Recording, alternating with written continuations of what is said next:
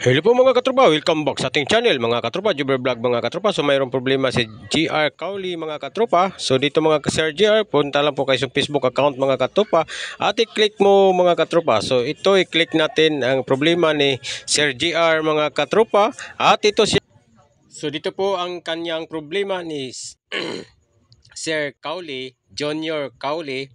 Yung account ko po sir, hindi ko na po ma-open. Sila lang po kahapon ang lumalabas po pinalitan nila ang password, tas yung SIM card ko po wala na po sa akin, kaya yung code hindi na po sir, tas yung Gmail account ko naman po nakalimutan ko na po yung password.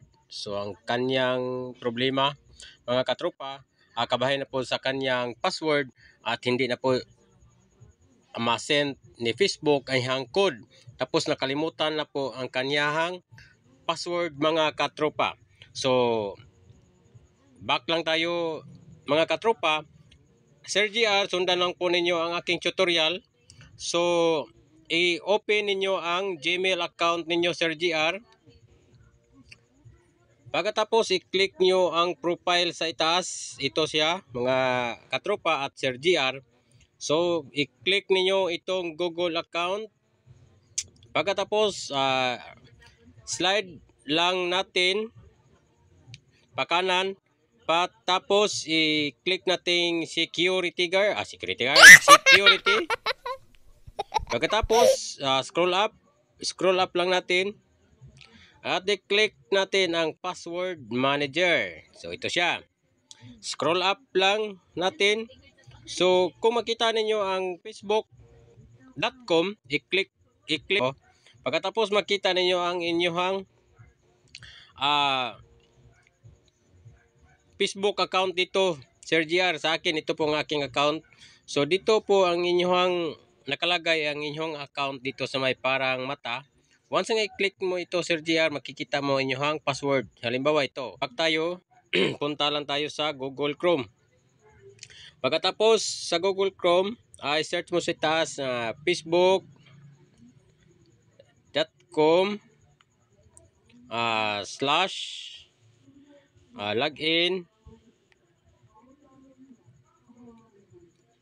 identity. So ito na po siya, facebook.com login. So i-click natin itong forgot password. So dito ilagay ninyo ang inyong mobile phone. Sa ngayon yung ginagamit na noon hindi na po ninyo ginagamit dahil nawala. So ngayon ginagamit nyo ang cell number. So dito mo ilagay, tapos i-search.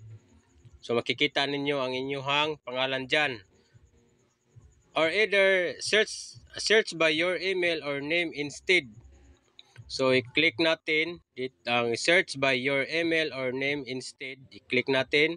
So dito natin ilagay ang inyong correct spelling mga katropa. So ang kabahay na po ka Sir GR, search na to Junior Cowley. Ito po. Tapos search. Hintayin lang po natin mga katropa. So ito po inyong pangalan Sir GR Cowley. I-click natin. Halimbawa lang Sir Cowley. So ang problema mo, hindi po makasend og code ang Facebook. So i-click natin dito ang imuhang code. I-click yung code ay send code via email. So continue. I-click mong continue. At hintayin lang natin mag-email si Facebook sa ating code. So hintayin lang po natin. So, ito na po sa akin ang code nga gisend sa ating Gmail 876346. Mga katropa, i-click mo yung password Sir GR. Ito po. Pagkatapos, hintayin mo. So ito, at dito mo ilagay ang inyong password na Sir GR Cowley. Ibutang mo rin yung password Sir GR. At sana nakatulong po ako sa inyo, Sir JR. Andito lang po. Uni Papa knows.